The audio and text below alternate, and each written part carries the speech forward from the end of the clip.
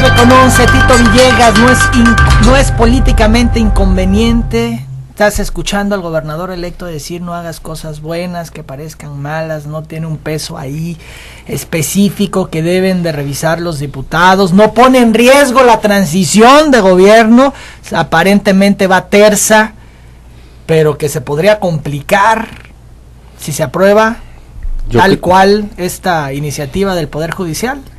Sí, mira, hay coincidencias. Lo que ocurre es que difícilmente pueda yo estar en el mismo criterio con el que se examine el caso. La tersura, como dice, la cordialidad, a mí me parece un avance importante, muy importante. Pero esa cordialidad, ese entendimiento, no quiero utilizar la palabra civilidad porque, por Dios, que es un abuso, sería una tontería. Toda esa cortesía que se tiene que establecer de comunicación entre un gobierno que sale y el otro es en garantía de la gente. Ningún programa de gobierno, ninguna acción de gobierno debe sufrir ninguna alteración en el ejercicio del gobierno, en la transición del gobierno. Ahora, esa transición debe ser absolutamente compatible con la legalidad. Ahora bien, la discusión aquí no es si es legal o no, Emanuel, que eso es lo primero que quisiera yo definir, si es legal, y el Congreso tiene la capacidad y la facultad y la atribución de discutirla e incluso de aprobarla. Ahora, que hay que tomar en consideración la opinión de la gente, incluyendo todos los actores políticos de los que me hablas, que tiene la mayor significación ahorita, está hablando el gobernador electo. Pues sí, por supuesto que se toma en cuenta, pero lo primero que habría que definir es si estaba jurídicamente o no fundado. En mi concepto, la inamovilidad está debidamente fundada. En esta argumentación que dan, ¿tú ves impunidad que pudiera correrse? ¿Se puede dar la figura de, vamos a generar una hipótesis, que resulte que puedan haber acusados de este gobierno? No estamos hablando de que los haya, pero que pudiera haber algún funcionario o varios funcionarios involucrados. Sí. Si se aprueba la inamovilidad judicial, ¿ves impunidad que se pueda dar? ¿Es el Poder Judicial el afectado? Yo creo que esto de proteger y crear la imagen de la impunidad, o constituir el hecho de la impunidad, es una realidad en todo el país. Contra eso estamos todos, contra la impunidad.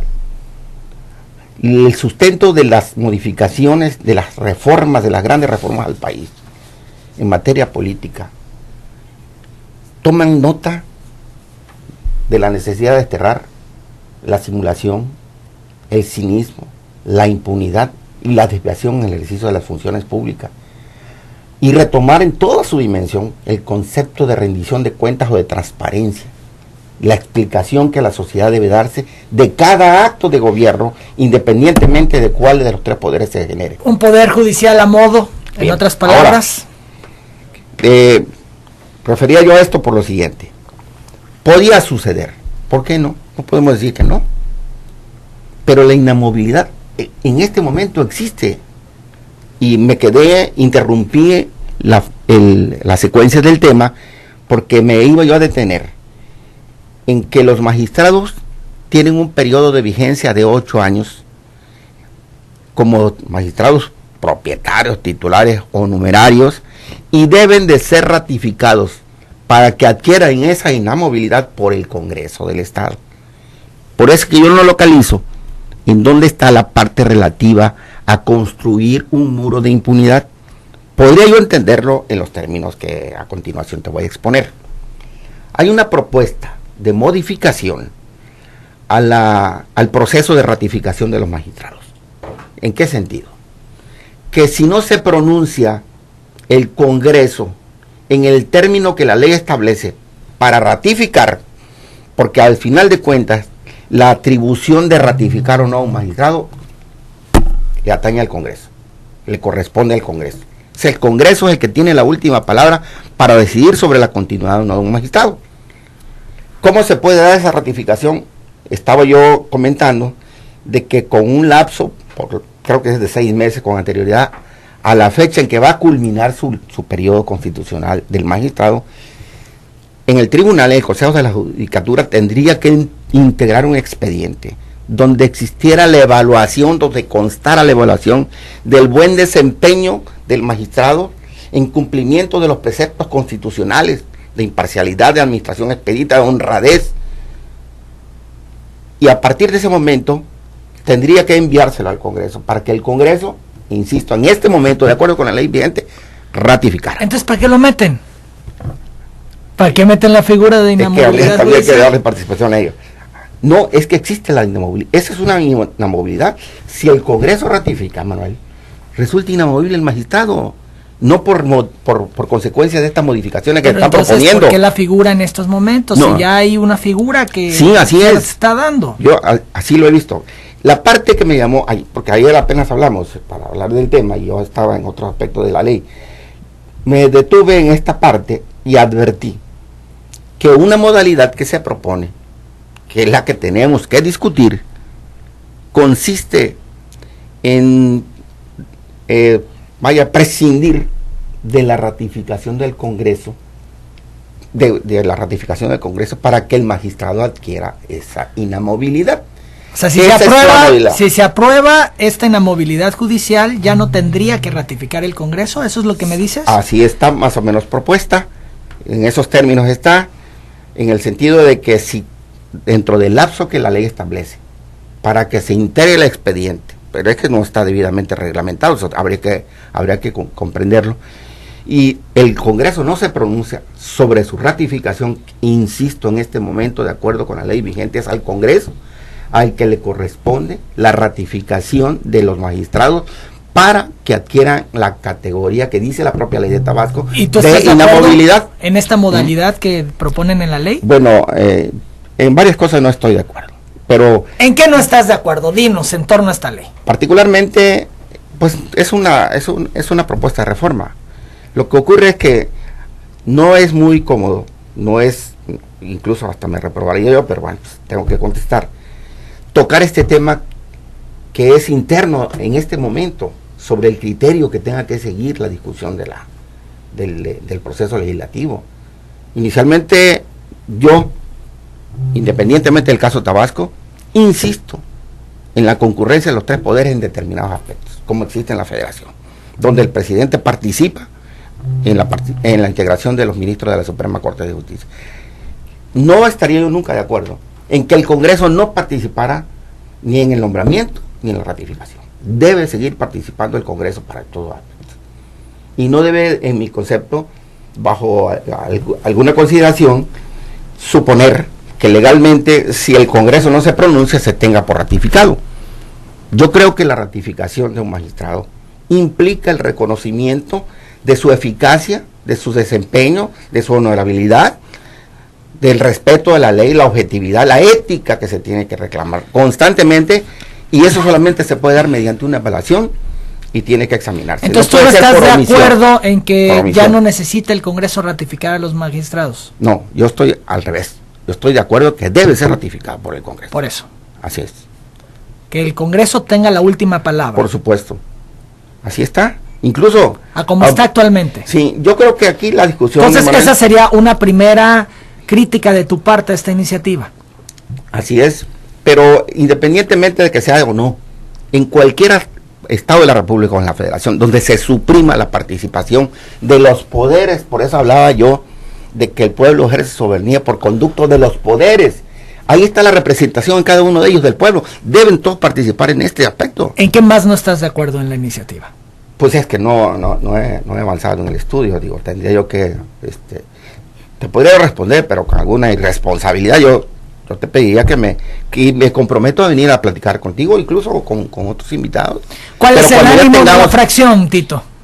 Bueno, yo creo que ahorita... porque supongo que todos te consultarán a ti como especialista. No necesariamente, también hay otros abogados, pero también hay asesores, Emanuel.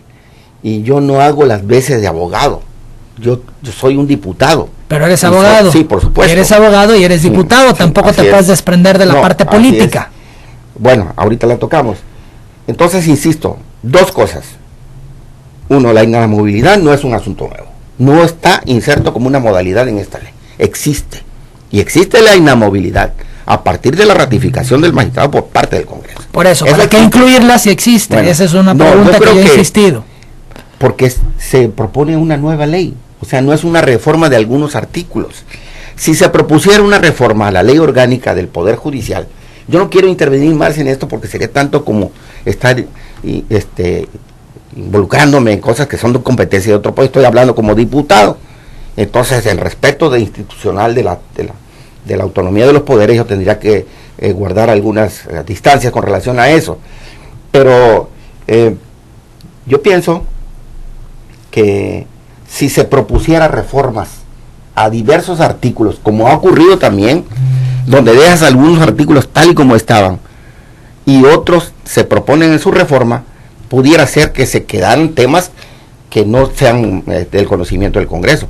Pero una reforma como la que se propone, más bien en una iniciativa que no es de reforma, sino una iniciativa de una nueva ley orgánica, donde se tienen que contemplar, y esto hay que decirlo, nuevas figuras del que habla el famoso, el discutido derecho procesal, el actualizado derecho procesal penal, donde hay que insertar jueces de control, jueces de ejecución de sentencias, tribunales nuevos, en fin, se tiene que adecuar esa ley necesariamente a las nuevas exigencias del Sistema Nacional de Justicia Recapitulando en todos estos temas, por un lado tú te pronuncias porque se analice a fondo, se abra la discusión.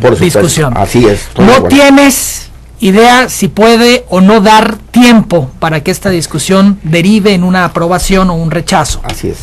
Bueno, hay otras opiniones, no es nada más. Se deben de incluir a todas las voces que quieran participar, colegios, Congreso, Ejecutivo, sí, Poder Judicial, etcétera. Yo pienso, y es mi opinión particular, aunque tengo que someterme a que estamos en un Congreso y somos varios y tenemos otros diputados, pero mi opinión personal es que temas como este o temas como los que han habido se tienen que llevar a la discusión de la sociedad. La cuestión política, la nueva orientación del derecho constitucional, si allá te lleva. La cuestión política es un elemento que debe de pesar y que se tiene que revisar también en cuanto a la conveniencia. Definitivamente. Si en un momento dado rompe la transición tersa, tú pudieras estar de acuerdo en que se elimine esta parte de esta iniciativa de ley. Mira, Manuel, yo creo que no debe ser motivo de un rompimiento si las cosas se manejan bien.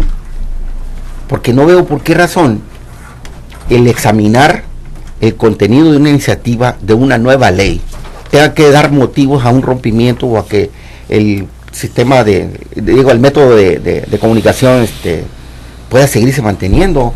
Sin embargo, tengo que admitir que es un asunto muy discutible, muy debatido y que debe ser reflexionado con toda responsabilidad para poder aprobar una ley. ¿No estás casado con la idea de aprobarla ahora? No, pudiera, no. Si no da tiempo, dejársela a la próxima legislatura. No.